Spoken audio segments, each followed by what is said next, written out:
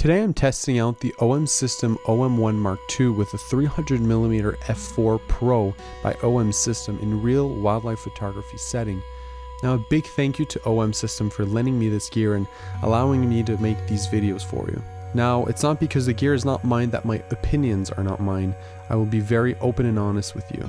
I took this gear out on a very overcast, moody morning to really test out in tough lighting conditions how it would fare.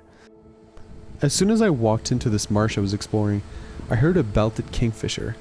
Now, unfortunately, it flew at the opposite end of the little lake.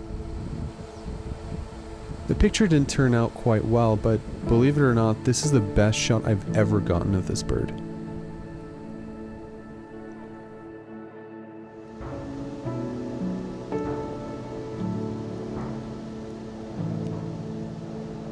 I then made my way towards the shore of a river, where I assumed I would see some shorebirds, ducks, and maybe even herons. When I got to the shore, I spotted an egret right away, but it didn't take long before it flew off into the distance. I got down low and stayed as quiet as I could, hoping it might come back.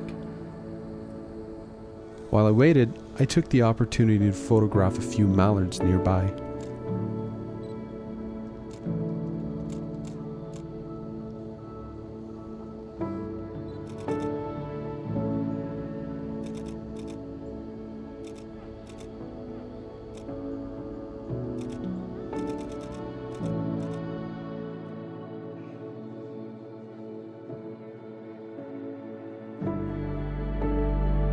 After a long while of waiting for the egret to return, I decided to try and walk along a path that brought me in the general area the egret was.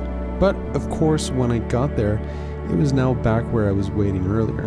By the way, when I go out on photography outings, I usually try to make a few stories for Instagram.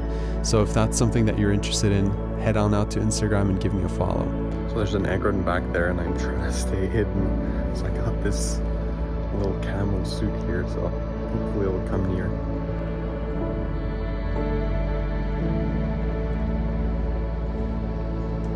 With the camo poncho on, I used a few techniques to get closer to the egret without scaring it. I didn't walk directly towards it, and I did my best not to make noise, and as soon as I could, I made myself small by crouching. I didn't push it too much and still stayed at a fair distance and got these shots of the egret fishing.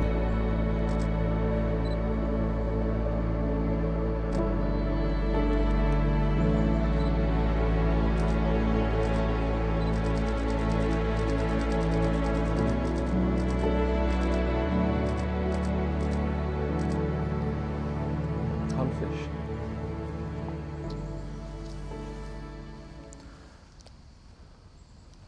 I walked back to get my second camera, and upon returning to my spot, I got a good scare.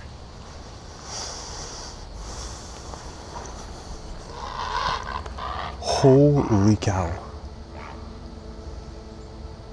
This great blue heron gave me a good heart rate hike and also shoot the egret, but at least he stayed for a few shots.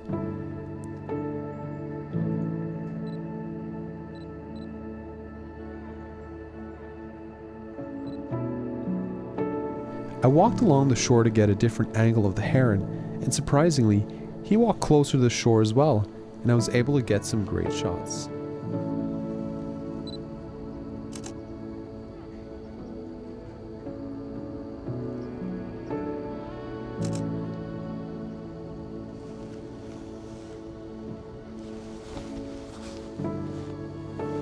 So I was wearing a kind of a camo vest here just to not scare the birds away because I was getting a bit close and they were walking towards me.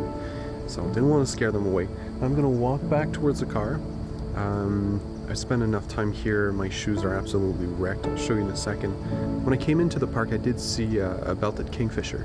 So I'm going to head back there and hopefully maybe potentially see it again.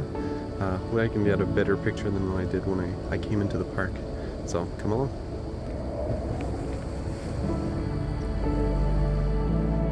I didn't see a kingfisher, but I saw a mallard preening, and with it being underexposed and the water overexposed, I thought it made a really cool shot. while leaving the park, I got these additional shots.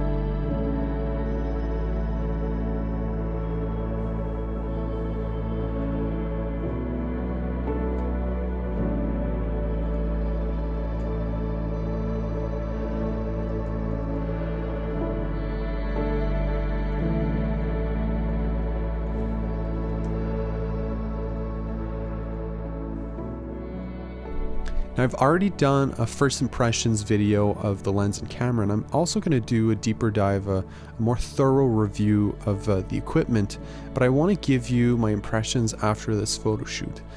Now, coming from zoom lenses, for sure it's a bit more difficult to frame your subject. You're going to have to frame with your feet, as they say. One thing I was doing a lot was framing my subject out and then cropping a little bit to fix the framing of the photo.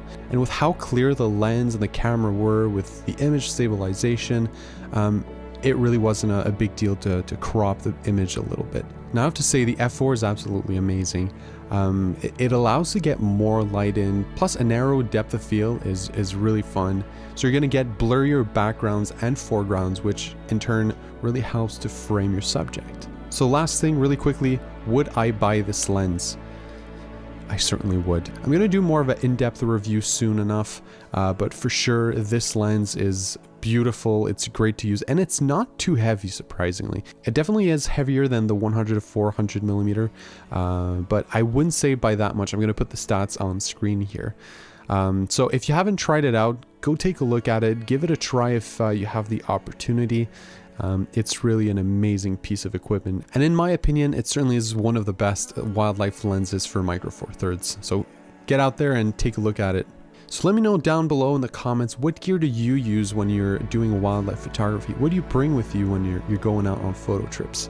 I love reading your comments, the equipment that you share with me, but also the knowledge that you share with this community. I don't claim to know everything there is to know about photography or even wildlife photography.